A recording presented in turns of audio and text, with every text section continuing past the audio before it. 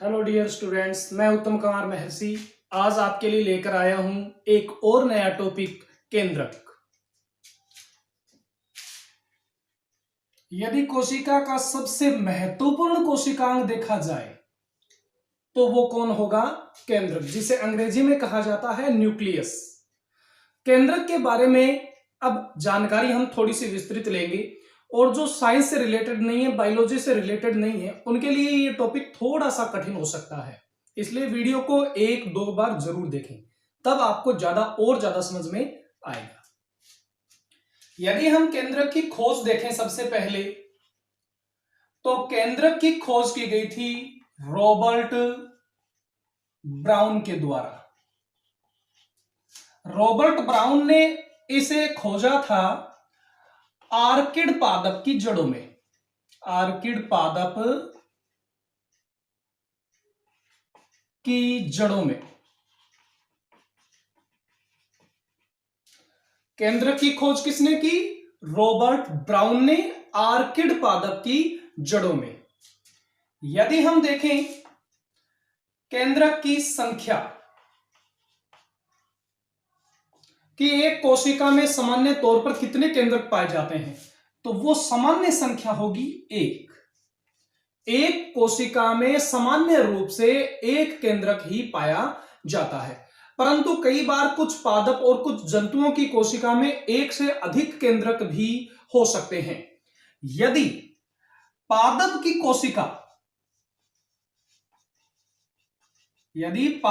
कोशिका बहुकेंद्र की है,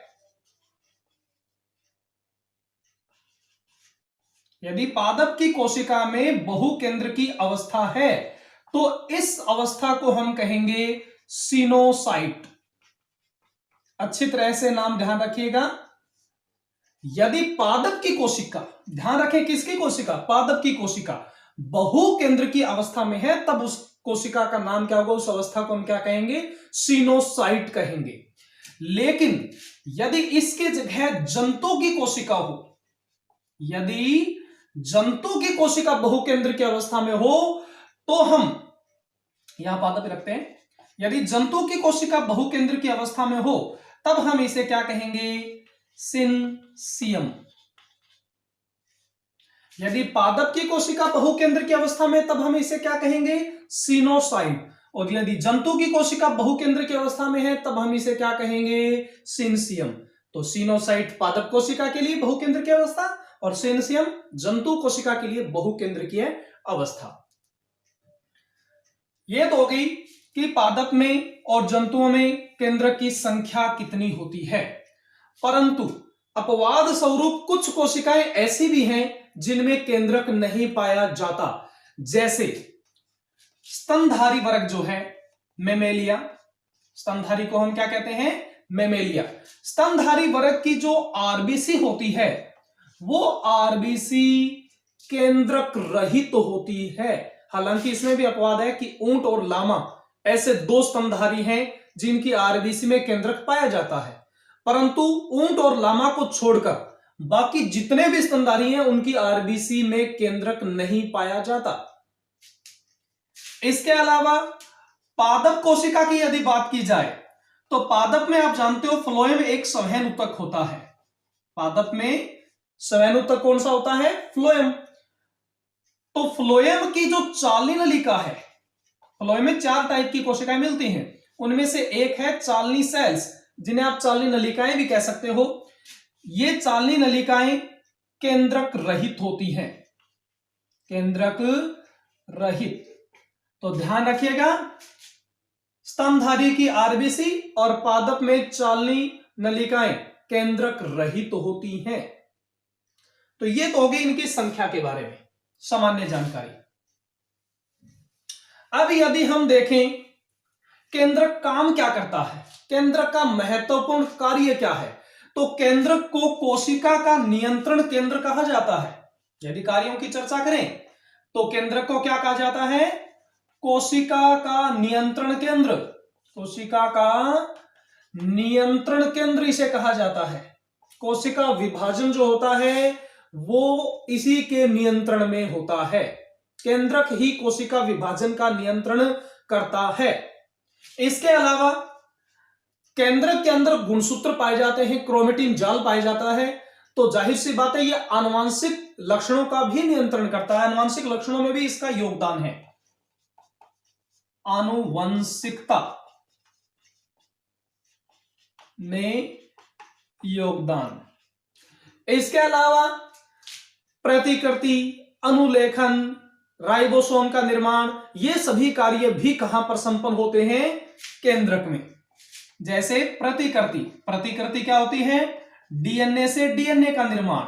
प्रतिकृति का मतलब क्या होता है? डीएनए से डीएनए का निर्माण। अनुलेखन, अनुलेखन का मतलब होता है डीएनए से आरएनए का निर्माण। और राइबोसोम का निर्माण, ये सभी कार्य भी कहां पर संपन्न होते हैं? केंद्रक में संपन्न होते हैं। तो ये हो गए जी केंद्रक के कार्य। दोबारा देख लीजिए, कोशिका का नियंत्रण करना, कोशिका विभाजन का नियंत्रण करना, आनुवंशिकता में योगदान क्योंकि इसके अंदर क्रोमेटिन जाल पाया जाता है, प्रतिकृति, अनुलेखन और राइबोसोम का निर्माण, ये सभी कार्य जो है वो केंद्रक के द्वारा ही किए जाते हैं, या आप ऐसे कह दो कि इन कार्यों में केंद्रक का योगदान होता है। तो ये हो गए कार्य इसके। यदि हम देखें केंद्रक का अध्ययन क्या कहलाता है, तो केंद्रक के अध्ययन को हम कह सकते हैं कैरियोलॉजी। ध्यान रखिएगा, कैरियो शब्द किससे संबंधित होता है? कैरियो शब्द ही संबंधित होता है केंद्रक से। तो कैरियो यानी केंद्रक, लॉजी यानी अध्ययन, कैरियोलॉजी। तो खोज की गई थी रॉबर्ट ब्राउन के द्वारा आर्किड पादप की जड़ों में। अध्ययन इसका किया जाता है कैरियोलॉजी के अंतर्गत। यदि हम इसके आकार को देखें, यदि हम देखते हैं केंद्रक का आकार, तो केंद्रक का आकार दो चीजों पर निर्भर करता है। एक तो गुणसूत्र की संख्या,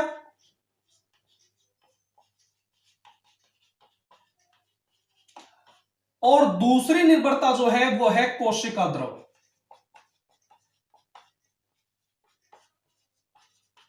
केंद्रक कितना बड़ा होगा यह बात किस पर निर्भर करती है? एक तो कोशिका में पाए जाने वाले गुणसूत्रों की संख्या पर, और दूसरा निर्भर करती है कोशिका द्रव की मात्रा पर। कोशिका द्रव की मात्रा, या आप कह दो कोशिका द्रव के आयतन और केंद्रक के आकार के बीच में संबंध स्थापित किया था हर्टविग ने।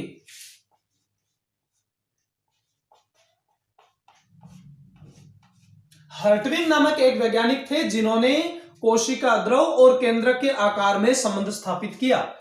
अब हर्टविग ने जो संबंध स्थापित किया था उसे कहते हैं न्यूक्लियोप्लाज्मिक इंडेक्स, यानी केंद्रक द्रव्य सूचकांक। क्या कहते हैं इसको? केंद्रक द्रव्य सूचकांक, यानी न्यूक्लियोप्लाज्मिक इंडेक्स। और ये न्यूक्लियोप्लाज्मिक इंडेक्स जो होती है उसके लिए एक बड़ा ही आसान सा सूत्र है, वीएन बटा वीसी माइनस वीएन, यानी volume of nucleus upon volume of cytoplasm minus volume of nucleus. ये हर्टविग ने सूत्र दिया था। न्यूक्लियोप्लाज्मिक इंडेक्स के लिए हर्टविग ने एक सूत्र दिया, वीएन बटा वीसी माइनस वीएन। इसे कहते हैं केंद्रक द्रव्य सूचकांक। और इस सूचकांक के द्वारा हम केंद्रक और कोशिका द्रव के अनुपात में संबंध स्थापित कर सकते हैं। तो ध्यान रखिएगा, केंद्रक का आकार किस पर निर्भर करता है? गुणसूत्रों की संख्या और कोशिका द्रव की मात्रा के आधार पर। अब हम चलते हैं इसकी संरचना की ओर, जो कि सबसे इंपॉर्टेंट है। यदि हम देखें केंद्रक की संरचना, तो केंद्रक की संरचना यदि देखी जाए तो केंद्रक एक दोहरी झिल्लीयुक्त कोशिकांग। आपको बताया गया था कि 3 कोशिकांग ऐसे हैं जो दोहरी झिल्लीयुक्त हैं। 2 को आपने पहले ही देख लिया है, माइटोकॉन्ड्रिया और क्लोरोप्लास्ट, दोनों दोहरी झिल्ली युक्त थे। तीसरा यह है केंद्रक, यह भी दोहरी झिल्ली युक्त कोशिकांग होता है। इसकी बाह्य झिल्ली जो होती है वो छिद्रित होती है। बाह्य झिल्ली में जगह जगह पर छिद्र पाए जाते हैं। ताकि ताकि केंद्रक के अंदर जो मटेरियल है, केंद्रक के अंदर जो पदार्थ निर्मित होते हैं वो बाहर कोशिका द्रव में ट्रांसफर हो सके। जैसे आरएनए का निर्माण होता है वो बाहर ट्रांसफर हो जाता है। इसके अलावा राइबोसोम का निर्माण होता है इसके अंदर, वो भी बाहर कोशिका द्रव में ट्रांसफर हो जाता है इन्हीं छिद्रों की सहायता से।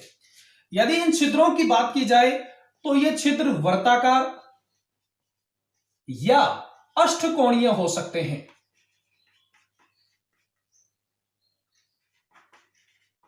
केंद्रक के जो छिद्र हैं वो वर्ताकार या अष्टकोणीय हो सकते हैं। ज्यादातर ध्यान रखिएगा अष्टकोणीय। केंद्रक की बाह्य झिल्ली में छिद्र कैसे होते हैं? अष्टकोणीय। इसके अलावा ये कोई सामान्य छिद्र नहीं है। यदि इन छिद्रों की बात की जाए तो इन छिद्रों में विशेष प्रकार के प्रोटीनी पदार्थ पाए जाते हैं जिनको एनुलाई कहा जाता है। छिद्रों में उपस्थित पदार्थ, जैसे यहां पर हम कुछ पदार्थ दिखा दें छिद्रों में, तो इनको हम क्या कहेंगे? एनुलाई। और केंद्रक झिल्ली जो है, केंद्रक झिल्ली, इसको आप कह सकते हो कैरियोथीका। केंद्रक झिल्ली को क्या नाम दिया जा सकता है? कैरियोथीका। थीका का मतलब होता है आवरण और कैरियो शब्द का मतलब होता है केंद्रक, यानी केंद्रक का आवरण। केंद्रक झिल्ली जिसको हमने नाम दिया कैरियोथीका। तो ये कैरियोथीका कितने पाए जाते हैं? 2 पाए जाते हैं, जो कि छिद्रित होते हैं। इनके छिद्र वर्ताकार या अष्टकोणीय होते हैं और इन छिद्रों के अंदर पाए जाने वाले प्रोटीनी पदार्थ क्या कहलाते हैं? एनुलाई कहलाते हैं। वास्तव में जो भी पदार्थ इसके अंदर से गुजरता है, चाहे केंद्रक से बाहर निकलने वाला आरएनए हो या बाहर निकलने वाला राइबोसोम हो, सभी इसके अंदर से होकर गुजरते हैं। बाकी अन्य पदार्थों को जैसे एंजाइम, प्रोटीन वगैरह को ये ज्यादा बाहर नहीं जाने देते। यदि इसके अंदर की बात की जाए तो केंद्रक के अंदर एक कोशिकांग पाया जाता है केंद्रिका। इसके अलावा इसमें पाया जाता है क्रोमेटिन पदार्थ और पाया जाता है केंद्रक द्रव। यानी आप केंद्रक की संरचना को 4 पार्ट में डिवाइड कर सकते हैं। पहला पार्ट क्या हो जाएगा? केंद्रक झिल्ली। दूसरा पार्ट आप क्या बना सकते हो? केंद्रक द्रव। केंद्रक द्रव। तीसरा पार्ट आप बना सकते हो क्रोमेटिन पदार्थ। क्रोमेटिन पदार्थ कौन कौन से हो सकते हैं? केंद्रक झिल्ली, केंद्रक द्रव, क्रोमेटिन पदार्थ, और ये यहां पर क्या होगी? केंद्रिका। तो केंद्रक की संपूर्ण संरचना को हमने 4 पार्ट में डिवाइड कर दिया है। कौन कौन से हैं वो 4 पार्ट? एक बार फिर देख लो। केंद्रक झिल्ली जिसको हमने कहा कैरियोथीका, दूसरा पार्ट इसका हो सकता है केंद्रक द्रव, तीसरा पार्ट इसका हो सकता है क्रोमेटिन पदार्थ, और चौथा पार्ट इसका हो सकता है केंद्रिका। केंद्रक झिल्ली के बारे में आपको बता ही दिया कि दोहरी झिल्ली होती है। बाह्य झिल्ली में पाए जाते हैं छिद्र जिसको जो होते हैं वर्ताकार या अष्टकोणीय। इन छिद्रों के अंदर पाए जाते हैं विशेष प्रकार के प्रोटीनी पदार्थ जिनको कहा जाता है एनुलाई। जो भी पदार्थ इसके अंदर से गुजरेगा वो मान लो कि उसे कहां से गुजरना पड़ेगा? एनुलाई से होकर ही गुजरना पड़ेगा। इसके अंदर की ओर यदि चलते हैं तो केंद्रक द्रव, तरल आधात्री पदार्थ जो केंद्रक में पाया जाता है उसको हम कहते हैं केंद्रक द्रव। इसके अंदर वो सारे पदार्थ होते हैं जो कि कोशिका द्रव में होते हैं, जैसे प्रोटीन, जल, क्रोमेटिन, केंद्रिका, आरएनए, डीएनए, एंजाइम, सभी इसके अंदर मौजूद रहते हैं। यानी केंद्रक झिल्ली के अंदर जो भी पदार्थ है वो सारा किसके अंदर है? केंद्रक द्रव के ही अंदर है। यदि हम बात करें क्रोमेटिन पदार्थ की, तो क्रोमेटिन पदार्थ को हम थोड़ा सा विस्तार से यहां पर देख लेते हैं। इसको मैं साफ कर रहा हूं, ये कोई ज्यादा कठिन स्ट्रक्चर नहीं है। यदि हम बात करें क्रोमेटिन पदार्थ की तो उसे थोड़ा सा ध्यान से समझ लीजिएगा। क्रोमेटिन पदार्थ, ध्यान रखिएगा सामान्यतः गुणसूत्र जो होते हैं वो क्रोमेटिन जाल के रूप में ही उपस्थित होते हैं। जब कोशिका विभाजन होता है तो कोशिका विभाजन के दौरान यह क्रोमेटिन पदार्थ गुणसूत्रों में रूपांतरित हो जाता है, वरना सामान्य तौर पर केंद्र के अंदर ये कैसे रहते हैं, क्रोमेटिन जाल के रूप में ही रहते हैं। क्रोमेटिन जाल को देखने के लिए हमें इसे अभिरंजित करना होगा और इसका अभिरंजन किया जाता है एसिटोकार्मिन अभिरंजक के द्वारा। एसिटोकार्मिन। यदि आपसे पूछा जाए कि केंद्रक के क्रोमेटिन जाल को किसके द्वारा अभिरंजित कर सकते हैं, तो वो होगा एसिटोकार्मिन के द्वारा। एसिटोकार्मिन को अभिरंजित करने पर हमें दो पार्ट इसके दिखाई देते हैं।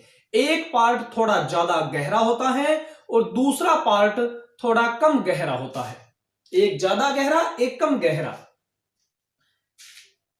इसलिए इन दोनों पार्टों को, क्रोमेटिन पदार्थ को एसिटोकार्मिन से अभिरंजित करने के पश्चात जैसा हमें दिखाई देता है, जैसा उसका हल्का और गहरा रंग दिखाई देता है, उसके आधार पर हमने इसको दो भागों में बांट दिया।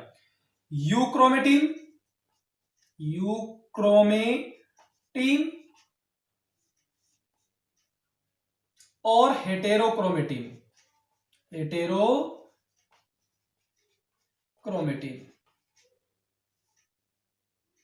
यूक्रोमेटिन पदार्थ जो होते हैं वो हिस्टोन प्रोटीन के साथ कसकर बंधे होते हैं। आपको बता दें कि पैकेजिंग जब होती है गुणसूत्रों की या डीएनए की पैकेजिंग जब होती है तो वो हिस्टोन या नॉन हिस्टोन प्रोटीन के चारों तरफ लिपट कर होती है। तो यहां पर ये हिस्टोन और नॉन हिस्टोन प्रोटीन के साथ डीएनए बंधे हुए होते हैं। यदि डीएनए हिस्टोन प्रोटीन के साथ कसकर बंधा हुआ होता है तो वो ज्यादा गहरा अभिरंजित होगा, और गहरा अभिरंजित होगा तब हम उसे नाम क्या देंगे, यूक्रोमेटिन। यानी ये कैसे बंधे होते हैं, कसकर बंधे होते हैं। और ये अभिरंजित कैसे होंगे, गहरे अभिरंजित होंगे। जबकि यहां पर यदि देखा जाए हेटेरोक्रोमेटिन, ये हिस्टोन प्रोटीन के साथ ढीले बंधे होते हैं, और ढीले बंधे होने के कारण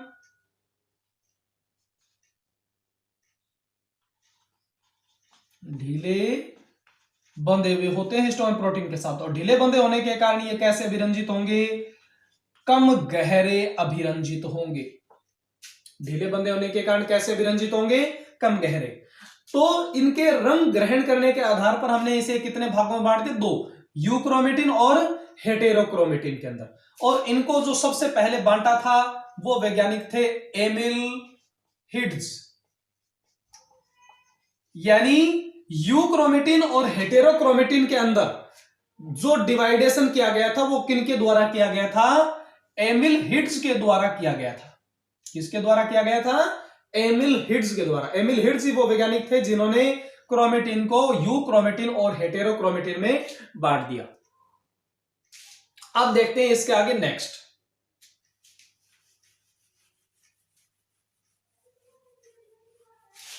इसके स्ट्रक्चर के अंदर एक महत्वपूर्ण भाग है केंद्रिका। केंद्र के अंदर सामान्यतः एक केंद्रिका ही पाई जाती है, और यह केंद्रिका जो होती है वो विशेष प्रकार के एक गुणसूत्र के साथ जुड़ी होती है, जिसको हम कहते हैं केंद्रिक संगठक गुणसूत्र। क्या कहते हैं उसे, केंद्रिक संगठक गुणसूत्र। उसके साथ ये केंद्रिका जुड़ी होती है। और केंद्रिका जो होती है इसकी खोज की गई थी फोंटाना नामक वैज्ञानिक के द्वारा। केंद्रिका की खोज किसने की थी, केंद्रिका की खोज किसने की, फोंटाना। केंद्रक की किसने की थी, ब्राउन ने। और केंद्रिका की किसने की, फोंटाना ने। केंद्रिका नामकरण जो किया गया था, ये नामकरण किया गया था बोमन नामक वैज्ञानिक के द्वारा। खोज की फोंटाना ने और नामकरण किया बोमन नामक वैज्ञानिक ने। अब यदि देखें इसका कार्य, तो केंद्रिका के कार्य वैसे तो कोई ज्यादा डिफाइन नहीं है, ज्यादा इनके बारे में रिसर्च नहीं, फिर भी मानते हैं कि केंद्रिका जो होती है वो कोशिका विभाजन में ही मदद करती है। यदि हम देखें इसका संगठन कि केंद्रिका बनी हुई किसकी है, तो केंद्रिका में 85% तो पाई जाती है प्रोटीन, 10% पाए जाते हैं इसमें आरएनए, और 5% इसमें होता है डीएनए। यानी केंद्रिका का निर्माण किन किन से हुआ है? प्रोटीन, आरएनए और डीएनए से केंद्रिका का निर्माण हुआ है। केंद्रिका का एक महत्वपूर्ण कार्य और है, सबसे महत्वपूर्ण कार्य आप उसे कह सकते हो, वो है राइबोसोम का निर्माण करना। राइबोसोम का निर्माण, केंद्रिका का सबसे महत्वपूर्ण काम है राइबोसोम का निर्माण करना। यदि आपसे पूछ लिया जाए राइबोसोम कहां पर बनते हैं, किसके द्वारा बनते हैं, तो आपको पता चल गया केंद्रिका के द्वारा। केंद्रिका का संगठन पता चल गया, इसकी खोज किसने की थी पता चल गया आपको। तो यह थी केंद्रक की संरचना। अब आपको एक और महत्वपूर्ण जानकारी यहां पर दी जाएगी कि केंद्रक यदि संगठित है और केंद्रक यदि असंगठित है, तो इस आधार पर हम जीवों को दो भागों में बांट सकते हैं। वो जीव हैं केंद्रक के संगठन के आधार पर। किसके आधार पर? केंद्रक संगठन के आधार पर हम इसे दो भागों में बांट सकते हैं। वो आपने पढ़े होंगे प्रोकैरियोटिक जीव, जैसे कि प्रोकैरियोटिक में कौन आ जाएगा? जीवाणु। और इसके अलावा यूकैरियोटिक, जैसे कि मानव। केंद्रक के संगठन के आधार पर हमने जीवों को दो भागों में बांट दिया, प्रोकैरियोटिक जीव और यूकैरियोटिक जीव। यदि हम देखें कि प्रोकैरियोटिक जीव क्या होते हैं, कैसे होते हैं, तो यहां पर आपको प्रो शब्द जो दिखाई दे रहा है उसका मतलब होता है आद्य, या आप कह सकते हो प्रारंभिक।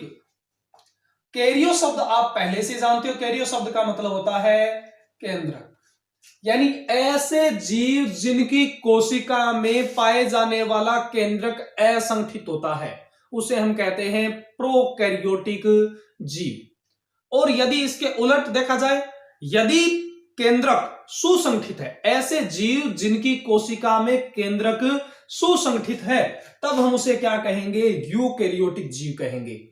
जितने भी बहुकोशिकीय जीव हैं, जो ज्यादातर विकसित हैं, वो सारे कैसे हैं? यूकैरियोटिक हैं।